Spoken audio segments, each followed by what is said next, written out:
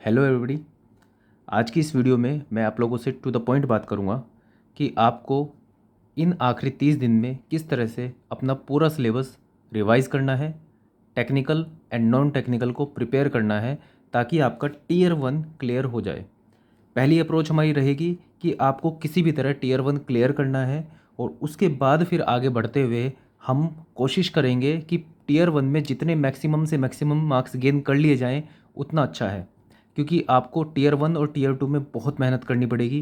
पहले होता था ऐसा, कन्वेंशनल में काफ़ी हद तक आप कवर कर लेते थे टीयर 1 की गलतियाँ, लेकिन अब दोनों इक्वलेंट हैं। आपको टीयर 2 में भी बहुत मेहनत करनी पड़ेगी, टीयर 1 में भी मेहनत करनी पड़ेगी, एक एक नंबर के लिए आपको लड़ना पड़ेगा।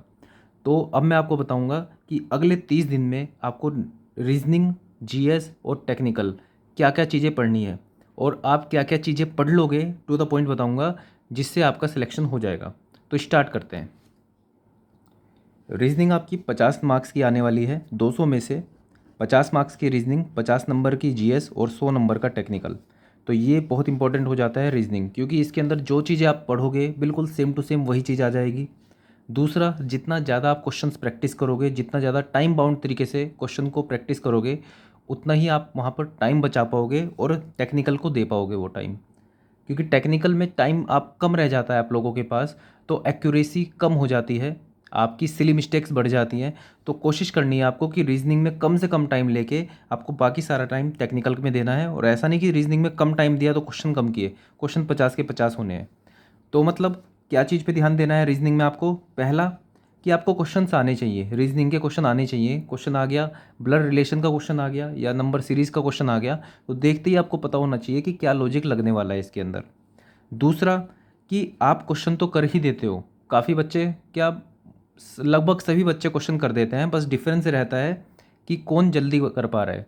कोई ज़्यादा नहीं सोच पा रहा है उन सब चीज़ों में, तो वो थोड़ा टाइम ज़्यादा लगा देगा, लेकिन लगा रहेगा 1 घंटे तक, तब भी क्वेश्चन सोल्व कर देगा। लेकिन वहाँ पर उतना टाइम नहीं है, टोटल ही 2 घंटे हमारे पास हैं, तो हम इतना टाइम डेडिकेट नहीं कर सकते एक एक क्वेश्चन को। तो आपको टाइम बाउंड तरीके से प्रैक्टिस करनी पड़ेगी। तो मतलब क्वेश्चन ज़्यादा करने हैं और टाइम बाउंड तरीके से करने हैं। तीसरा, आपका टच होना चाहिए कि किस तरह के क्वेश्चन आज तक पूछे गए हैं। जिस तरह के क्वेश्चन आज तक पूछे गए हैं लगभग उसके आसपास ही क्वेश्चन पूछे जाएंगे। तो पैटर्न पता होना चाहिए कि किस तरह के क्वेश्चन पूछता है एसएससी। तो ये वाली चीज़ तो क्लियर हो जाएगी कि आपके पास पीवाईक्यू की प्रैक्टिस आप कर लोगे तो हो जाएगा। लेकिन सिर्फ पीवाईक्यू के क्वेश्चन आपने किताब खरीद के उसके क्वेश्चन करनी स्टार्ट कर दिए, तो वो ये वाली चीज़ सॉर्ट आउट नहीं होगी कि आप पर्टिकुलर टाइम में उन क्वेश्चन को सोल्व कर पाओ। तो सीधा सीधा सॉल्यूशन यही निकाल के आता है कि आपको 50 क्वेश्चन के सेट डेली लगाने पड़ेंगे।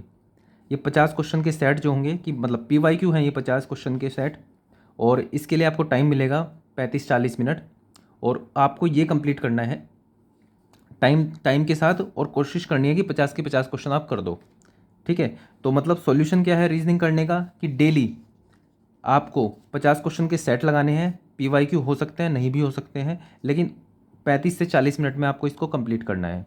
अब आपको लगेगा कि 35-40 मिनट में तो हो ही नहीं सकते, इम्पॉसिबल।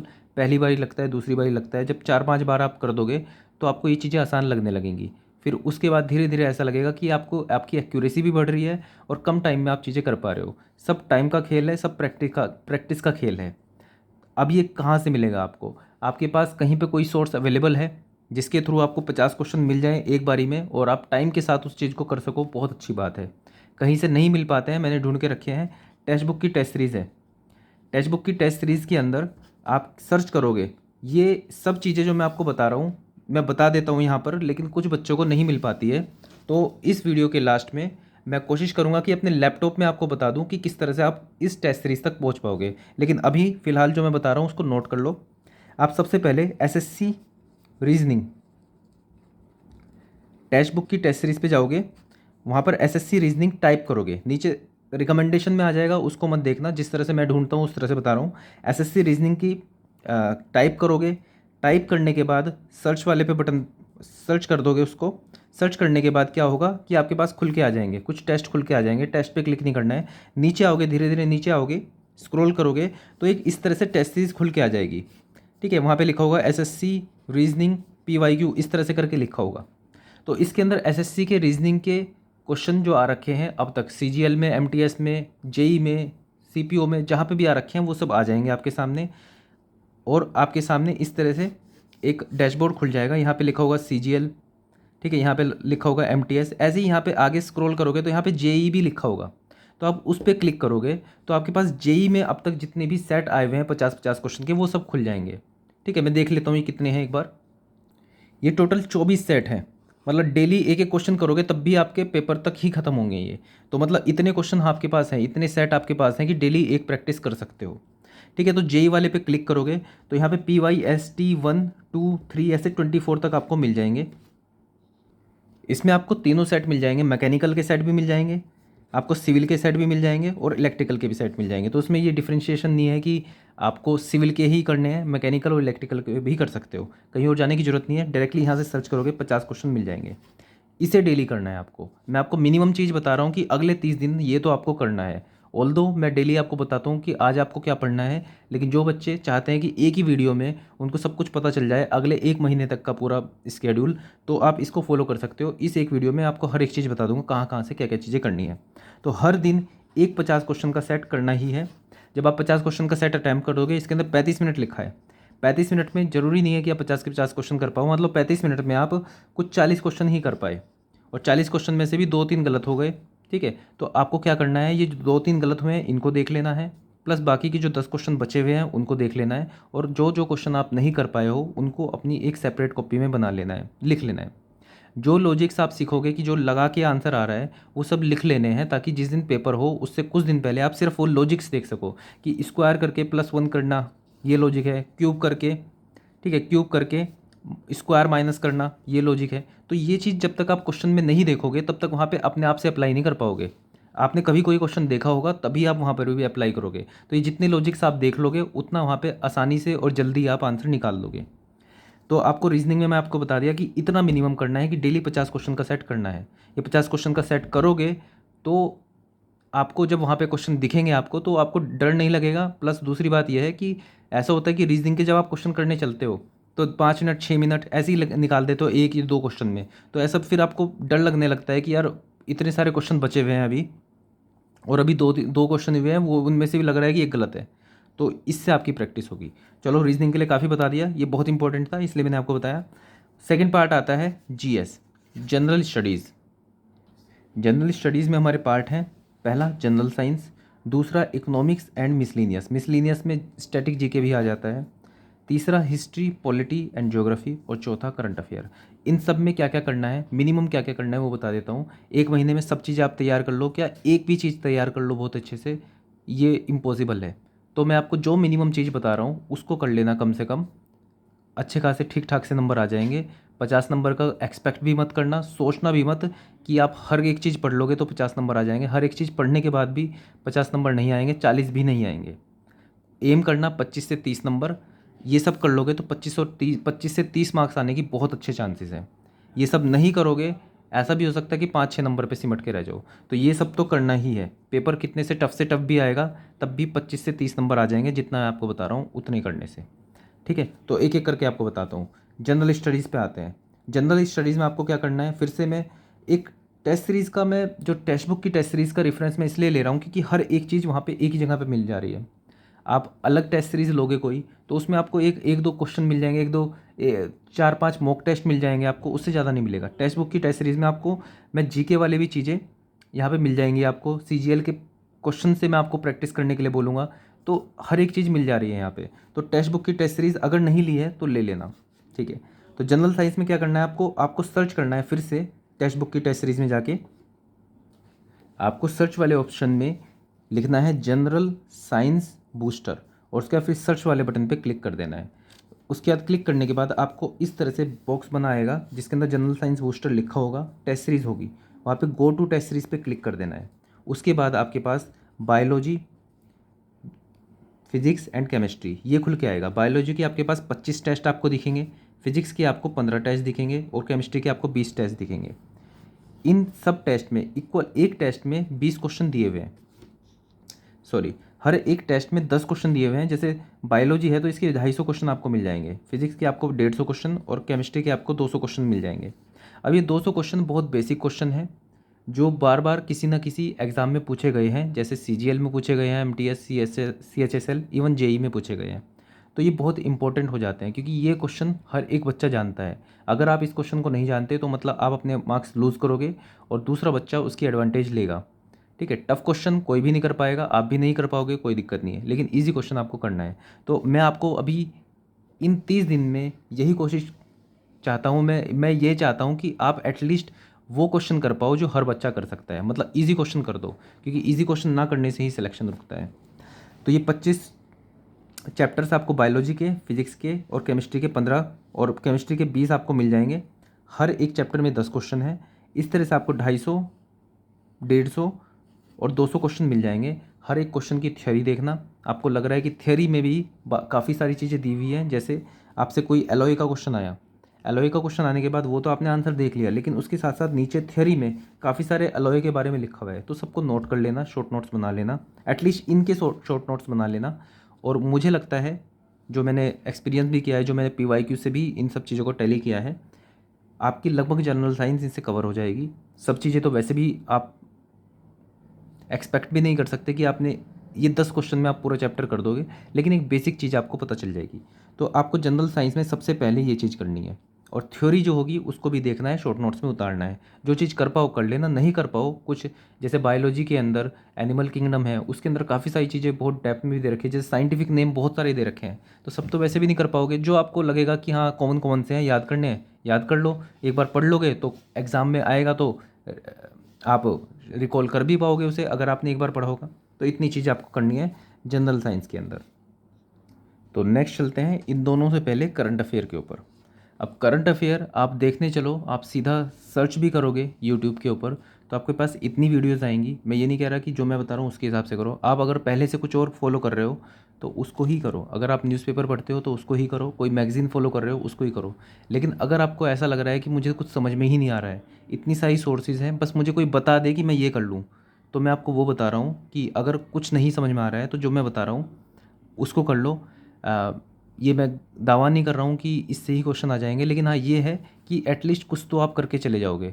अभी एनालिसिस पैरालिसिस हो चुका है आपको, कि आप समझ ही नहीं पा रहे हो, सोच ही नहीं पा रहे हो कि इतनी सारी सोर्सेज हैं कि मैं करंट अफेयर क्या पढूं, और पढ़ते हुए ऐसा लगता है कि यार ये पूछा जाएगा कि नहीं पूछा जाएगा। तो इसलिए मैं आपको बोल रहा हूँ कि जो मैं आपको बता रहा हूँ एटलीस्ट उतना कर लो, बहुत कम है। सब चीज़ें वैसे भी नहीं कर पाओगे, तो ये कम भी कर लोगे तो इससे भी कुछ ना कुछ आपको क्वेश्चन देखने को मिल जाएंगे।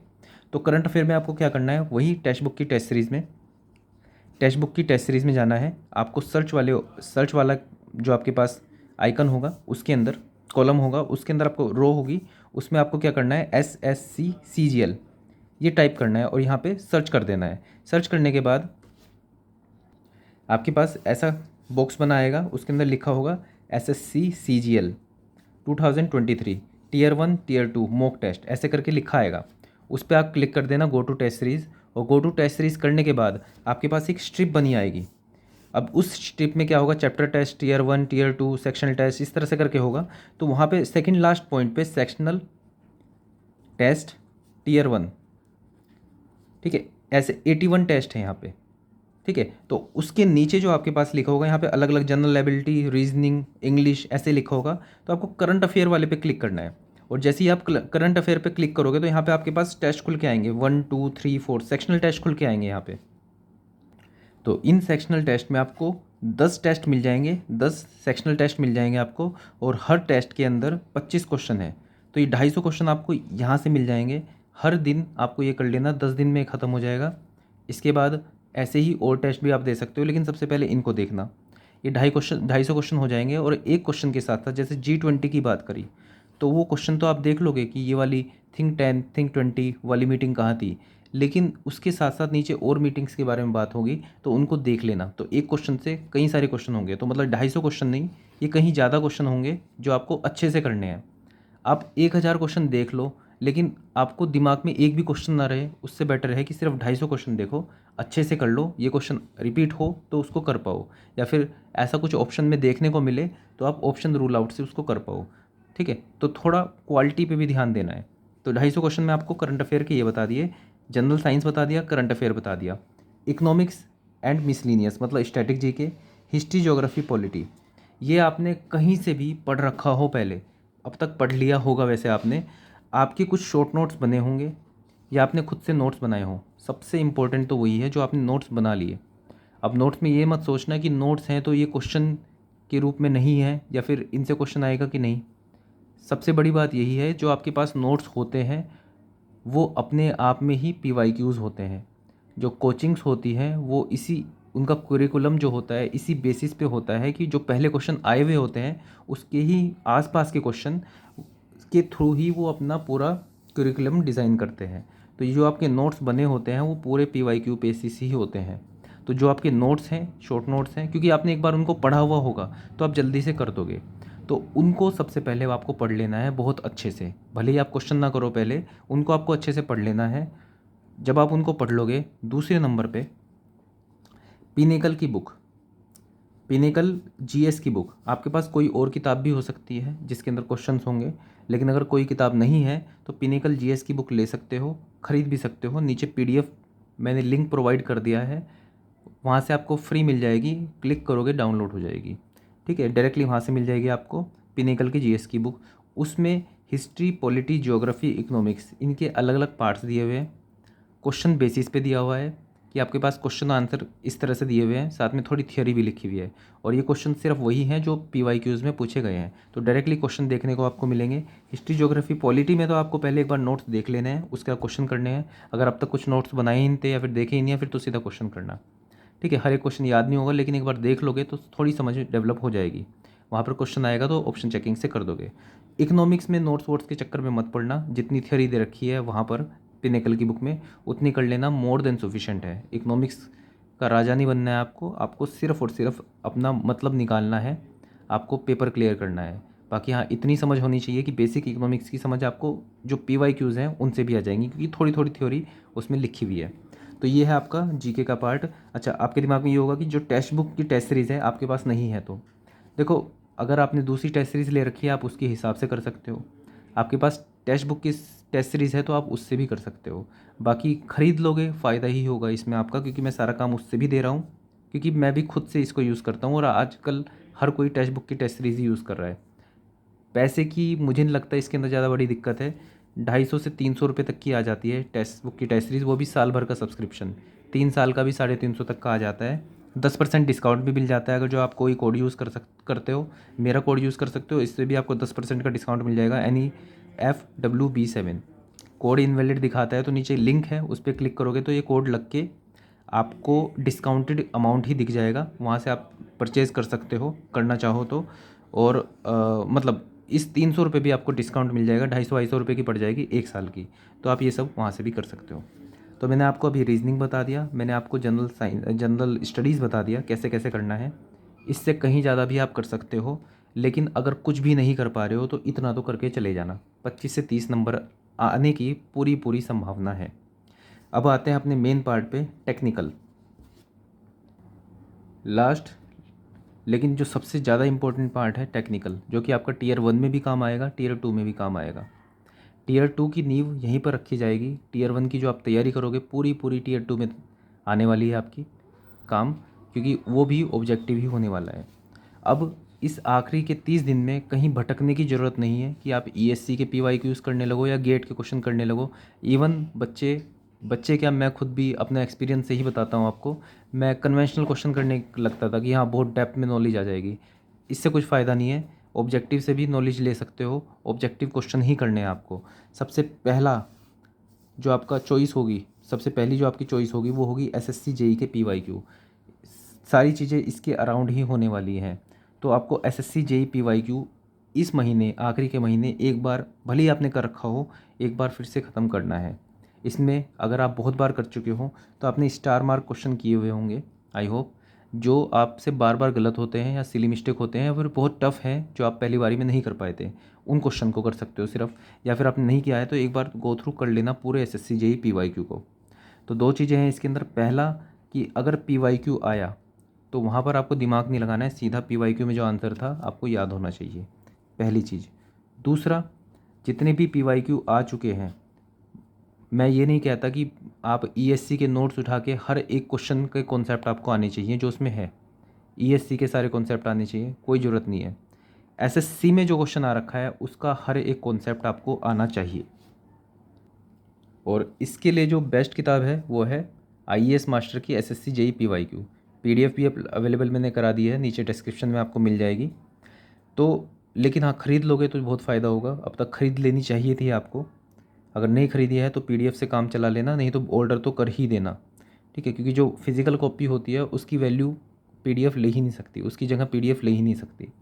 तो वो PYQ ख़त्म करनी है आपको, और उसके नीचे जो थ्योरी दे रखी है वो आपको पढ़नी है, रटनी है, समझनी है, जो भी हो कर लो, ठीक है। क्योंकि इसके बिना टेक्निकल को पार पाके आप कुछ भी नहीं कर सकते हो। ऐसा नहीं कि ये सोच के मत पढ़ना कि पेपर बस सिलेक्शन हो जाए और मैं भूल जाऊँ सब चीज़ें, इससे काम नहीं चलेगा। इसको आपको अपने अंदर उतारना पड़ेगा, टेक्निकल को। बिना इसके कुछ भी नहीं होने वाला है। इवन आप आगे काम करने जाओगे तब भी आपको ऐसा लगेगा कि बोर हो गए आप, बिना इसको अपने अंदर उतारे। तो इस तरह से आपको पढ़ना पड़ेगा। पहला, रट जाने चाहिए आपको PYQ। दूसरा, उनके कॉन्सेप्ट आपको पता होने चाहिए, क्योंकि टेक्निकल में बहुत ज़्यादा चांसेस हैं कि क्वेश्चन मे भी रिपीट ना हो, लेकिन कॉन्सेप्ट अगर आ गया नया तो आपको वो टफ़ लग सकता है अगर आपने सिर्फ PYQ रटे हैं। अगर आपने मोहर सर्कल के जितने क्वेश्चन थे सारे रट लिए, लेकिन क्वेश्चन मोहर सर्कल में नया क्वेश्चन बनाना कोई ऐसी बड़ी बात नहीं है। इतने सारे कॉन्सेप्ट हैं उसके अंदर, एक कॉन्सेप्ट पे 10 क्वेश्चन बना सकते हो अलग अलग तरह के। तो आपको कॉन्सेप्ट पे ध्यान देना है वहाँ पर। डेप्थ में हर वो कॉन्सेप्ट को पढ़ना है जिसके अलग अलग क्वेश्चंस बन सकते हैं। ये आप ज़्यादा डेप्थ में नहीं जाओगे, बस ये देख लेना आए हुए हैं क्या अलग अलग। जैसे मोहर सर्कल के आपको 10-20 क्वेश्चन PYQ में ही मिल जाएंगे, ठीक है। तो जिसके ज़्यादा कॉन्सेप्ट, जिस कॉन्सेप्ट से ज़्यादा क्वेश्चन आ रखे हैं तो उस कॉन्सेप्ट को ही समझ लेना है, ठीक है। एक काम तो ये करोगे SSC JEE PYQ। अब जब आपने कॉन्सेप्ट समझ लिया, कॉन्सेप्ट समझने के बाद आपने PYQ कर लिए, लेकिन एग्ज़ाम में तो कॉन्सेप्ट से नए क्वेश्चन आएंगे। तो उन नए क्वेश्चन के लिए आप क्या करोगे, YCT AE। YCT AE में एक ही कॉन्सेप्ट के बहुत सारे क्वेश्चन हैं, 100-200 क्वेश्चन भी आपको मिल जाएंगे। तो आपको प्रैक्टिस करनी है इस चीज़ की कि आपने कॉन्सेप्ट अगर सीखा है तो वो सही से सीखा है कि नहीं सीखा है, उसका पता आपको चलेगा जब आप YCT AE के क्वेश्चन करोगे। अब आप बोलोगे कि YCT JEE कर सकते हैं क्या? आप अगर कुछ नहीं कर रहे हो तो JEE भी कर लो, लेकिन अगर मैं रिकमेंड करूँगा तो AE कर सकते हो, क्योंकि इसके अंदर थोड़े से कॉन्सेप्चुअल क्वेश्चन हैं, JEE में थोड़े फैक्चुअल क्वेश्चन हैं। बाकी आपकी मर्जी है। अभी अगर जो आप जिस चीज़ में कंफर्टेबल हो वो भी कर सकते हो। पहली चॉइस, पहला स्टेप तो यही होना चाहिए कि ये 30 दिन आपके जो हैं आखिरी के, वो खाली नहीं जाने चाहिए। आप चाहे इसमें फिर JEE की किताब करो, चाहे टेक्स्ट बुक की टेस्ट सीरीज़ करो, चाहे टेक्स्ट बुक से क्वेश्चन करो, कुछ भी करो, लेकिन 30 दिन खाली नहीं जाने चाहिए। बाकी अगर आपको चाहिए कि इस 30 दिन में इफेक्टिवली आप पढ़ो तो इस तरह से पढ़ सकते हो जो मैंने बताया है। इससे अलग तरह से भी आपको लगता है कि आप ज़्यादा पढ़ पा रहे हो, ज़्यादा अच्छा पढ़ पा रहे हो, आपका रिजल्ट अच्छा आ रहा है, तो भी आप उस तरह से पढ़ सकते हो। ये गाइडेंस उनके लिए है जिनको कुछ समझ में आ ही नहीं रहा है। और लास्ट स्टेप आता है टेस्ट सीरीज़, ठीक है। लगभग चीज़ें कवर हो गई इसके अंदर। हर हफ्ते आपको एक फुल टेस्ट देना होता है। मैं खुद से अरेंज करवाता हूँ आप लोगों के लिए। अरेंज किया मतलब मैं आपको गाइड करता हूँ कि आपको आज ये टेस्ट देना है, ताकि आपको फील हो कि जैसे आपका एग्ज़ाम ही हो रहा है। बाकी बच्चे भी टेस्ट देते हैं और अपने मार्क्स अपलोड करते हैं, तो बिल्कुल ये ऐसा माहौल होता है कि एक टेस्ट सीरीज़ रखी हुई है, आप सब लोग टेस्ट दे रहे हो, फिर अपने मार्क्स वहाँ पे आपको पता चलते हैं। तो ये एनवायरनमेंट मैं क्रिएट करता हूँ आप लोगों के लिए, ताकि आपको महसूस हो कि जैसे एक पेपर वाली फीलिंग है। तो हर हफ्ते आपको टेस्ट देना है। अगर आपकी तैयारी अच्छी है तो 2-2 टेस्ट भी दे सकते हो। एग्ज़ाम के आखिरी हफ्ते में कोई टेस्ट नहीं देना है, क्योंकि जब तक आपकी जो तैयारी हो गई हो गई। अब आपको रिवीजन करना है, ठीक है। आपको अपने आप को टेस्ट नहीं करना है, टेस्ट कर चुके आप जितना कर चुके हो, ठीक है। आखिरी के हफ्ते में कोई भी आपको टेस्ट नहीं देना है। तो ये आपका अगले 30 दिन का स्केड्यूल है, 30 डेज़ का, जो आपको एग्ज़ाम तक फॉलो करना है। ऐसा हो सकता है कि कुछ चीज़ें इसमें मिस हो गई हों, जो एक्स्ट्रा ऑर्डिनरी या फिर आपके दिमाग में हो कि हाँ ये सब चीज़ें भी हो सकती हैं, तो वो अपने स्केड्यूल में उसको ऐड कर लेना। आप इसके अलावा और भी चीज़ें हो कर रहे हों तो कर सकते हो, इससे ज़्यादा कहीं सारी चीज़ें कर सकते हो तो भी कर सकते हो। ये आपको ज़्यादा लग रहा है तो इसका 50% कर लेना, कम लग रहा है तो इससे ज़्यादा कर लेना। अल्टीमेटली ये 30 दिन आपके ख़राब नहीं जाने चाहिए। 30 दिन में पढ़ना है।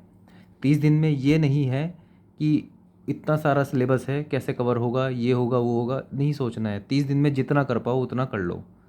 अगर आप ये सोच के निकाल ही दे रहे हो, एक दिन निकलेगा ना, अगले 10 दिन खराब होंगे। कि एक दिन निकल गया, 29 दिन रह गए, अरे यार अब 29 दिन रह गए। जब 30 दिन में नहीं काम हो पा रहा वो, तो 29 दिन में कैसे होगा? तो फिर वो 28 दिन में भी नहीं होगा, वो 27 दिन में भी नहीं होगा, और जितने दिन निकलेंगे उतना डिमोटिवेशन होगा, उतना ही कम पढ़ पाओगे। इसलिए आज से रिदम पकड़ो। पहले दिन से बहुत अच्छा पढ़ने लगोगे तो अगले दिन इससे ज़्यादा ही पढ़ोगे। तो ये आपको मैंने 30 दिन का स्केड्यूल दे दिया है अपना। मैं डेली बेसिस पे आपको डेली गाइडेंस प्रोग्राम के अंडर आपको डेली गाइडेंस दे रहा था और उसमें मैं आपको डेली बताता था कि आपको क्या काम पढ़ना करना है। तो अभी वैसे मैंने 30 दिन का बता दिया है। मुझे नहीं पता कि इसके बाद आपको रिक्वायरमेंट होगी इसकी या नहीं। अगर आपको अभी भी रिक्वायरमेंट है कि मैं डेली बेसिस पे आपको काम दूं तो नीचे कमेंट सेक्शन में आप बता देना कि आपको डेली काम चाहिए या इससे आपका काम चल गया है। जिस तरह से भी होगा, जो भी रिक्वायरमेंट होगी उसके हिसाब से कर दूंगा मैं। अगर कुछ ऐसा नहीं होता है तो मैं वीकली बना दूंगा, नहीं तो अगर जो आपको बहुत ज़्यादा रिक्वायरमेंट है तो फिर मैं डेली भी बना दूंगा वीडियोस। ठीक है, तो वो मुझे कमेंट सेक्शन में आप बता सकते हो। तो अभी तो इस तरह से पढ़ाई स्टार्ट करो और मुझे लगता है कि अपने एक्सपीरियंस बेसिस पे बता रहा हूँ, इतना करोगे तो प्रीलिम्स तो क्लियर हो ही जाएगा। इवन 120 प्लस भी मार्क्स आराम से ला सकते हो, ताकि टियर 2 में आपका कॉन्फिडेंस बना रहे। तो आज की इस वीडियो के लिए इतना ही। इतना करने से काफ़ी कुछ कर लोगे आप। So that's all for this video. Thank you.